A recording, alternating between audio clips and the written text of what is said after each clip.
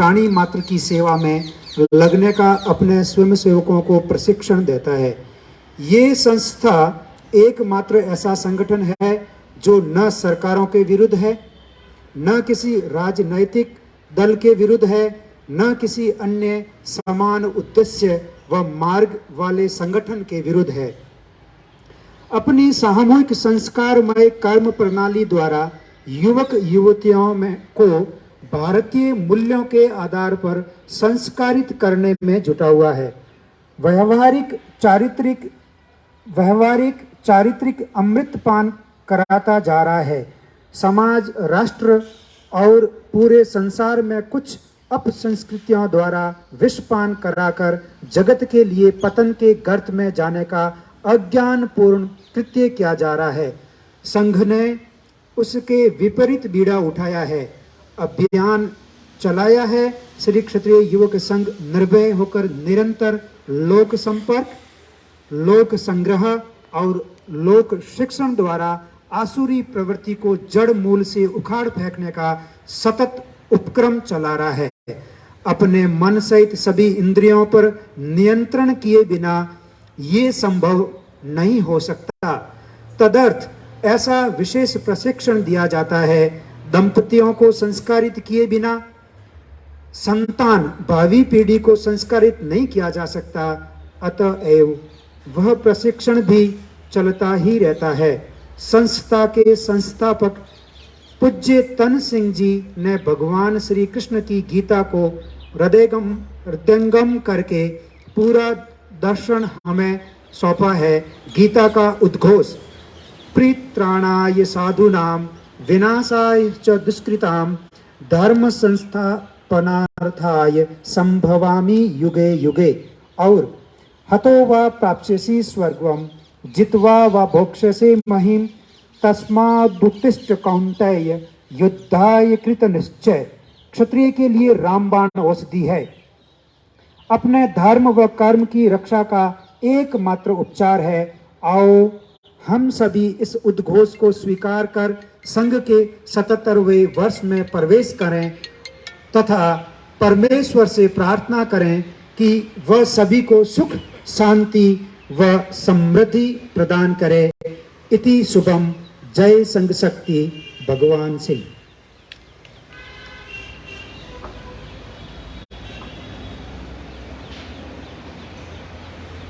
ताली की परंपरा हमारे क्षत्रिय संघ में नहीं है, तो अभी अगली कड़ी में मैं जयपुर ग्रामीण से सांसद और हम सब जिनके आवास पे पधारे हैं माननीय राज्यवर्धन सिंह जी राठौड़ साहब से निवेदन करूंगा कि मंच पे पधारे और 2 शब्द कहें।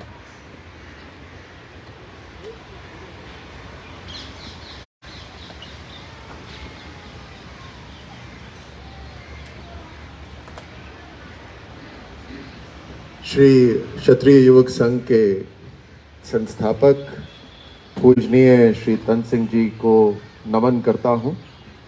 आज हमारे बीच हमारे को जिनका सानिध्य मिल रहा है, मैं भगवान श्री रोल साहब को नमन करता हूं, आपको प्रणाम करता हूं। यहाँ बैठे सभी बुजुर्गजन, हमारे गुरुजन, हमारे सभी साथी जिसमें भाई बहन सब शामिल हैं, आप सबको मैं नमस्कार करता हूं और आज इस कार्यक्रम में आप सबका स्वागत करता हूं। खास तौर से ये मेरे निवास स्थान पर हो रहा है, तो मैं अपनी पत्नी के साथ डॉक्टर मेजर गायत्री आपको आज इस कार्यक्रम के लिए खास तौर से धन्यवाद भी देता हूं कि आप अपना समय निकाल कर यहाँ पर पधारे। आज जो कार्यक्रम है श्री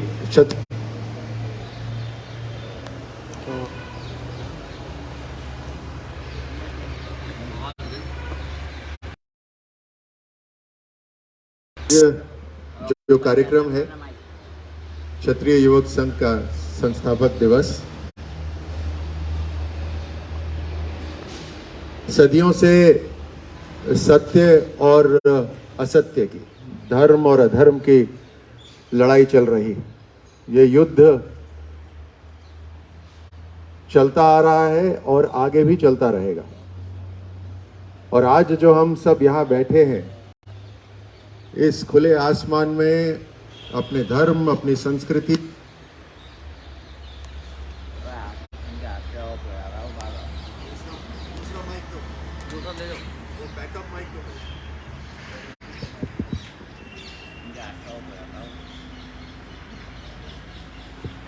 हेलो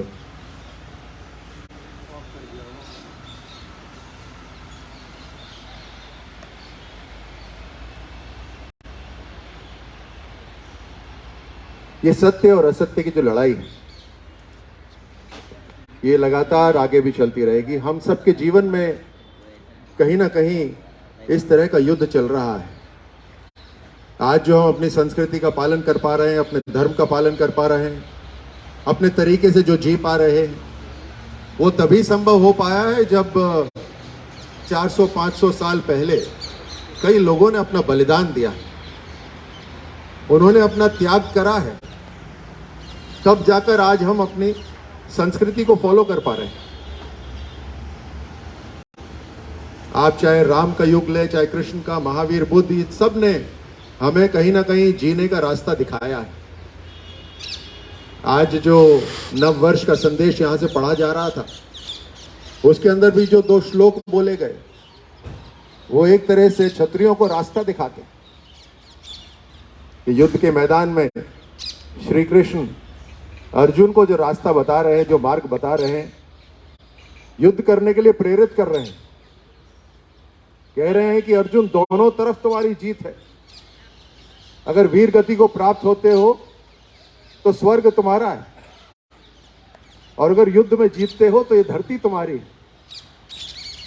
कर्म करने के लिए वो प्रोत्साहित कर रहे हैं। और सबसे बड़ा आज हमें कोई रास्ता, मार्ग बता सकते हैं, को दिखा सकते हैं, तो यही श्लोक है जो अपने कर्म करने के लिए हमें आगे प्रोत्साहित करते हैं। और जिस तरह से काम क्षत्रिय युवक संघ कर रहा है व्यक्ति निर्माण का,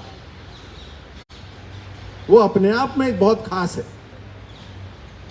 अगर मैं युद्ध के ही परिवेश में कहूं तो उसके लिए हथियार चाहिए होते हैं, और सबसे बड़ा हथियार मनुष्य खुद होता है। हमारा दिमाग, हमारा मस्तिष्क, हमारा विल पावर, हमारी इच्छा शक्ति, हमारा आत्मबल, हमारा अपने आप पर नियंत्रण, सबसे बड़ा हथियार तो यही है। और क्षत्रिय युवक संघ यही तैयार कर रहा है कि उससे पहले कि बाकी आपको रिसोर्सेज मिले, सबसे पहले आप खुद को मजबूत करिए।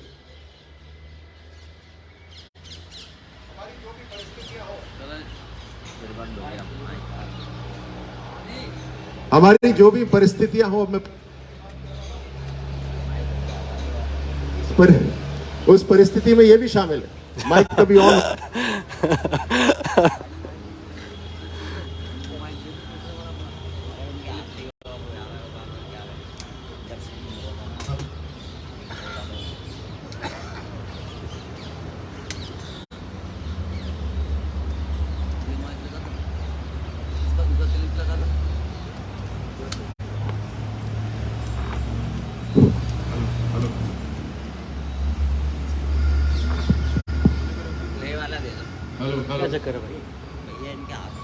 राजनीति में आने के बाद अपनी आवाज को बुलंद करने के लिए मैं अपने हथियार खुद ही लेके चलता हूँ सर।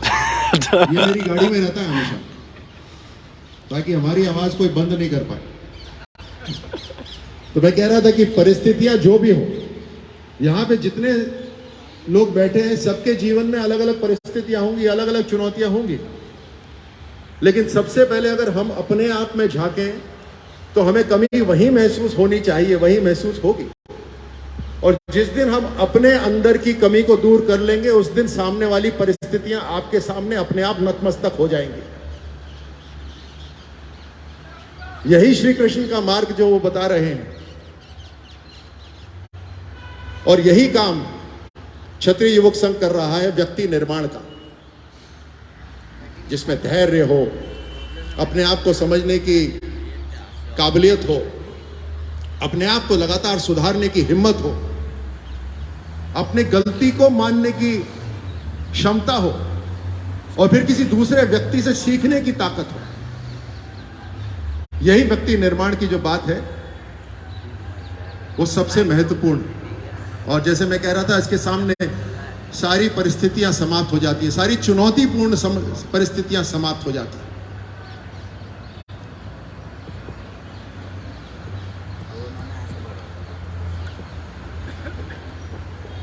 आज समय ऐसा है जब आप में से बहुत से लोग ऐसे हैं जो चाहते हैं कि वो जीवन में कुछ कर पाएं, समाज के लिए कुछ कर पाएं, लेकिन अपने आप को अकेला महसूस करते हैं कि एक अकेला व्यक्ति क्या काम कर सकता है। लेकिन 1946 में 20 वर्ष के एक व्यक्ति ने इस संस्था को स्थापित करा, और यही सोच के करा कि जब एक और दो मिल जाते हैं तो अनेक हो जाते हैं, और संस्था के अंदर हम सब में ताकत आ जाती है। आज आप सब समय निकाल कर यहां पर आए हैं, कहीं ना कहीं आप सब में वो भावना है कि खुद के निर्माण के साथ साथ मुझे समाज का भी निर्माण करना है। और यही क्षत्रियों का सदियों से काम रहा है, समाज की रक्षा करना, समाज को आगे बढ़ाना, एक रास्ता दिखाना।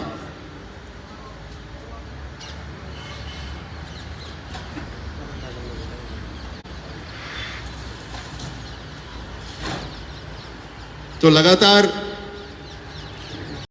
इस काम में क्षत्रिय युवक संघ के सब कार्यकर्ता जो लगे हैं, उन्हें आज मैं दिल से धन्यवाद देता हूं कि आज हम इस परिस्थिति में हैं जब एक बड़े समाज, बड़ी शक्ति के रूप में हम पूरे देश के अंदर हैं, और इस शक्ति के रूप में हम समाज का निर्माण भी कर सकते हैं, व्यक्ति निर्माण से समाज का निर्माण कर सकते हैं, और समाज निर्माण से हम देश को मजबूत कर सकते हैं, राष्ट्र को मजबूत कर सकते हैं। जो व्यक्ति समाज के लिए काम करेगा, लीडरशिप रोल में आएगा, आज वही क्षत्रिय है। क्योंकि लीडरशिप वैक्यूम जहां पे रहेगी वहां पे कोई ना कोई लीडरशिप आएगी।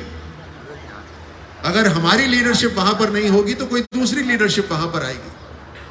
और लीडरशिप में सिर्फ राजनीतिक तौर पे नहीं कह रहा, मैं हर क्षेत्र में कह रहा हूं, चाहे वो एजुकेशन में हो, चाहे बिजनेस में हो, चाहे सोशल वर्क में हो, कहीं पे भी लीडरशिप की जरूरत है। आज हथियार बदल गए हैं, आज युद्ध का तरीका भी बदल गया है। हमें बदलती परिस्थितियों के साथ बदलना है, और उन बदलती परिस्थितियों के अंदर हमें लीडरशिप लानी है। जो पहले अडेप्टेबिलिटी, फ्लेक्सिबिलिटी होती थी, जो योद्धाओं में जो अलग अलग परिस्थितियों के अंदर जो उनके युद्ध होते थे, आज हमारी परिस्थितियां अलग हैं। तो हमें इन बदलती परिस्थितियों के अंदर अडेप्ट होना है और अपने आप को सर्वश्रेष्ठ बनाना है।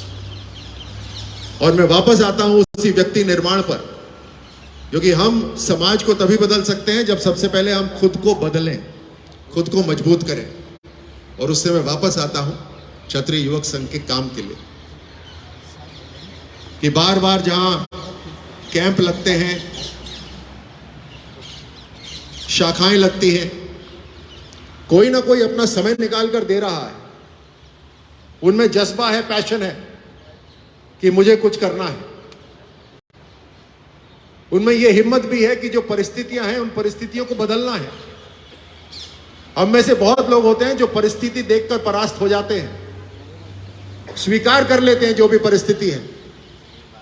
लेकिन यहां जितने लोग बैठे हैं, मैं ये मानता हूं कि उन लोगों में से नहीं है जो परिस्थितियों को स्वीकार कर लेते हैं। अगर परिस्थिति गलत हो तो यहां पर जितने लोग उपस्थित हैं वो उन परिस्थितियों को बदलने की क्षमता और ताकत रखते हैं।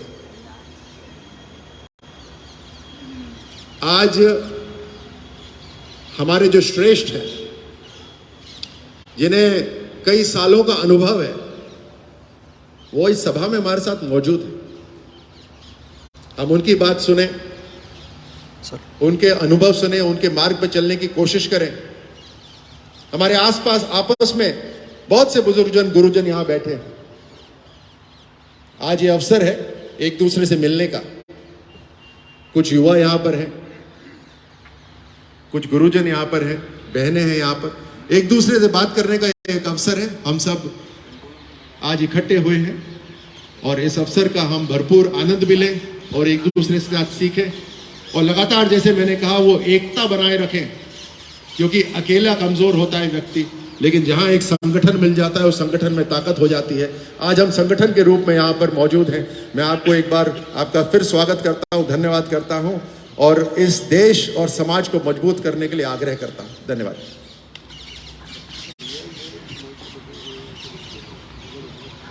हेलो, बहुत बहुत आभार माननीय सांसद महोदय। अब मैं कार्यक्रम की अगली कड़ी के लिए सहगीत के लिए निवेदन करूंगा रेवंत सिंह जी।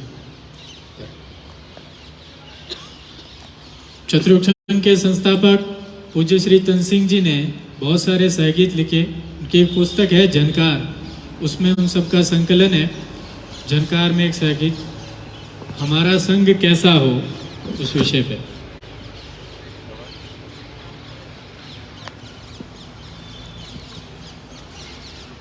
हिंदू के कुल के उजियारे बन क्षत्रिय आगे आवे, हम ऐसा संघ बनावे। हिंदू के कुल के उजियारे बन क्षत्रिय आगे आवे, हम ऐसा संघ बनावे। क्षात्र धर्म के पालन के हित शक्ति खूब बढ़ावे, निज शरीर को लोह बना कर कड़ी कड़ी जुड़ जावे, हम ऐसा संघ बनावे। हिंदू के कुल के उजियारे बन क्षत्रिय आगे आवे, हम ऐसा संघ बनावे। टूटे उर की चिनगारी ले ऐसी आग लगावे, निज दुष्ट दलन के हित हम सब शंभु नयन बन जावे, हम ऐसा संघ बनावे। हिंदू के कुल के उजियारे बन क्षत्रिय आगे आवे, हम ऐसा संघ बनावे। संघ भूमि पर नियमित जाकर ऐसी दीक्षा पावे, गत वैभव पर धीरज से हम कदम कदम बढ़ जावे, हम ऐसा संघ बनावे। हिंदू के कुल के उजियारे बन क्षत्रिय आगे आवे, हम ऐसा संघ बनावे। संघ दीप से जल कर हम सब दीप लड़ी बन जावे, भाव कर्म को एक बना कर व्यक्तिवाद बिसरावे, हम ऐसा संघ बनावे। हिंदू के कुल के उजियारे बन क्षत्रिय आगे आवे, हम ऐसा संघ बनावे। बिछुड़े हैं हम युग युग से, अब पुनः ऐसा संघ बनावे। हिंदू के कुल के उजियारे बन क्षत्रिय आगे आवे। का फहरी रोम रोम में इसकी आज्ञा, अपना धर्म निभावे। हम ऐसा संघ बनावे, इसका आशीर्वाद मिलेगा, चलो कर्मरत होवे। संघ कार्य निष्काम भाव से करने में जुट जावे। हम ऐसा संघ बनावे, हिंदू के कुल के उजियारे बन क्षत्रिय आगे आवे। हम ऐसा संघ बनावे।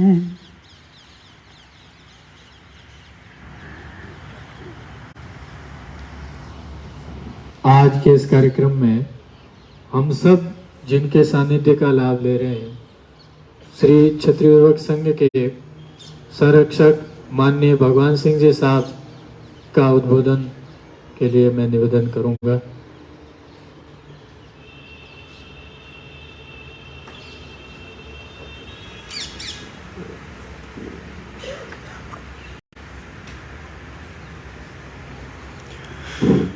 क्षत्रिय कुल का कल्याण करने वाली माँ भगवती दुर्गे तुम्हें नमस्कार है। छात्र धर्म परंपरा और संस्कृति के प्रतीक केसरिया ध्वज को प्रणाम है।